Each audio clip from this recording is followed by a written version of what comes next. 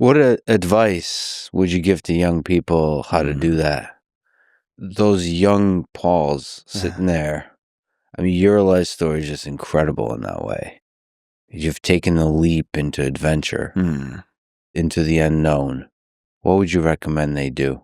I think the thing that I try to communicate to them, and again, my inboxes are filled with people, I'm from Finland, I'm from Spain, I'm from, Georgia, people saying, how do I get your job? How do I get out there and do it? And it really is just that. It's that you throw yourself headfirst into adventure, and you just do it. And I remember hearing people say that thing like, if I can do it, you can do it. And it's like, I remember thinking how hollow that sounds, because I'm like, yeah, you're on a talk show or you just wrote a book and you're going, these titans of their industries and innovators saying like, oh, if I could do it, anybody could do it. But now that we're protecting all this rainforest and that I've, lived with the animals and met the tribes and that it's becoming this global movement, I didn't have a PhD. There's that quote that someone less qualified than you is living your dream life and has your dream job right now. And I am the poster child for that, because I went there with, I failed out of high school and started taking unmatriculated college classes and going to the jungle with my friend JJ and just doing it for the sheer love of it for years, almost a decade, before anything surfaced. And the other thing is there's not even a path. There was no path ahead of us. There was no, okay, you go to school, you get trained in this, and you're going to become a this. I went there and it was like, you're never going to be a conservation biologist because you don't have the grades. You don't have a PhD. You don't have family money. You're not going to be able to protect rainforests. So I said, all right, well then selfishly, I just want to see it. And then I ended up getting trained by the indigenous people. And like what happens so many times, and you could use, I think a restaurant example is the best one you could use, where you might start washing dishes, but at least you're in the restaurant, and then at some point the manager's going to need you to help with, restocking. And then at some point after a few years, you're going to be helping the new guy. And at some point after a few years, you might end up being the manager. And at some point, you might end up being in a position where you're starting your own restaurant. It's the only way to do that. You can't just search it on a computer. You have to go sweat and bleed and do it. And that said, especially if you fall in love with the journey that you take on, it's full of difficult periods. I think you said somewhere that's just seems to be the nature of it, that there's going to be pain, there's going to be suffering along the way. You have a really nice post that I recommend people watch about just this. When people ask for advice, that the hardship, the suffering, and I've seen how much you care. When I've seen you just on your face, when you see a tree being cut down or you see the fires, there's real pain there in your heart, and you have to carry that. And so the post is, how honest can I be? What do I tell these kids who message me asking how they can do what I do? It's not David versus Goliath. There's no sword or sling that can hold back a dragon this big. You're going against the current of global economic entropy and human apathy. Swimming against the current is tiring, a great way to drown. Every day we don't win, we lose, and when we do, worlds burn. The more you know, the more it bleeds. The heartbeats all stop when the flames come through. Constellations of species turn to ghosts, and we're the only ones saving them. Cupped our hands around a candle in the howling darkness. And people want to be inspired. Keep that social media going. Keep it up. You're doing great. They want to know we're winning. And we're done a lot of winning. But not right now. We're getting slaughtered. We're at that part of the story. We're almost at the end game. We can think positively as we want. Thoughts and prayers won't stop a chainsaw, and the motor that's carrying us against the current towards the miraculous goal only when there's gasoline in it. As soon as that stops, we drown. We drown.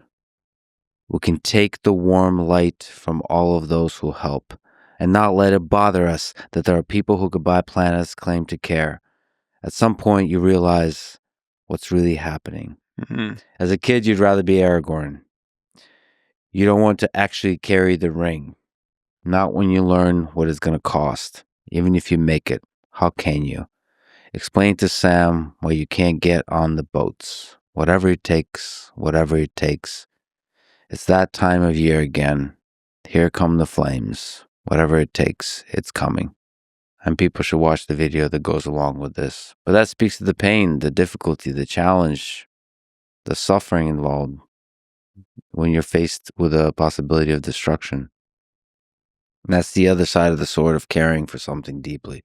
Yeah, we've watched a lot of forest burn. We've pulled a lot of animals out of the flames. Yeah, I wrote that at a time where we were just getting hammered, man. Funding wasn't coming in. There was miners. It was just months and months out in the jungle alone. And yeah, that it's a Tom York track that we've just been listening to again and again, and I was just so low. There was then, there's a huge new invasion where they just burned the whole side of the river and just, it's never going to come back. And it's part of the forest that I loved, and I knew the animals there, and it's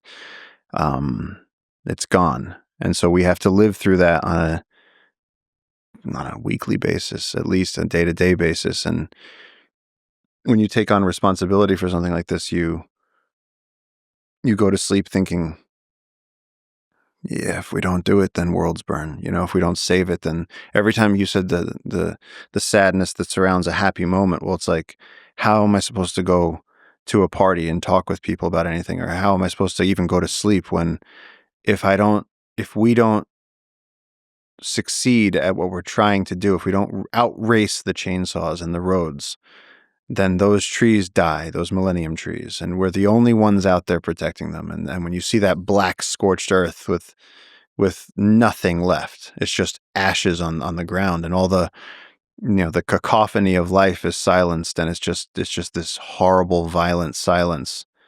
It makes you sick. And so yeah, there's a lot of weight that comes with that, where we're not theoretically doing something. We're black and white practically doing it. So that's the other side of the advice to young people. Oh yeah. Well, It's not going to be easy. No, when they say, how do I get your job? It's like, well, you don't want my job. You don't want the bot flies, and you don't want the dengue, and you don't want, don't even inquire what a normal life looks like. Like, I lived out of a backpack for 20 years. You know how many monkey faces I had to eat because there was no other food? Like, seriously. That shot, just being alone on the boat in the river, and how many days the motor didn't work. And you sleep out there and you get rained on because you don't have any protection, and you have some leaves over your face. And then you go home and everyone's got a job and everyone's got kids and everyone's happy. And they're like, what are you doing down there? Trying to save the rainforest. They're like, sure. And now we're at this point where, I cared a whole lot for a whole long time. We've had rises, and then we've had falls, and we've had wins, and then we've had failures. And the last few years, we've had this rolling success of people finding out about our work and coming in, and we start to go, wow, we've protected 130,000 acres. We might actually be able to do this. And so, there's that moment in 300 where they show Leonidas and they say, even the king allows himself a moment of hope that this might be okay, right before they get slaughtered. Yeah. And someone very dear to me recently said, in celebration of where we've gotten to, that if it happened in any harder of a way, it would have actually killed you. And if it had happened in an easier way, it wouldn't have been so divine. And that slapped me in the face, because it was like, man, it has been so hard. But look where we are. We might actually do this. It just has to be that way.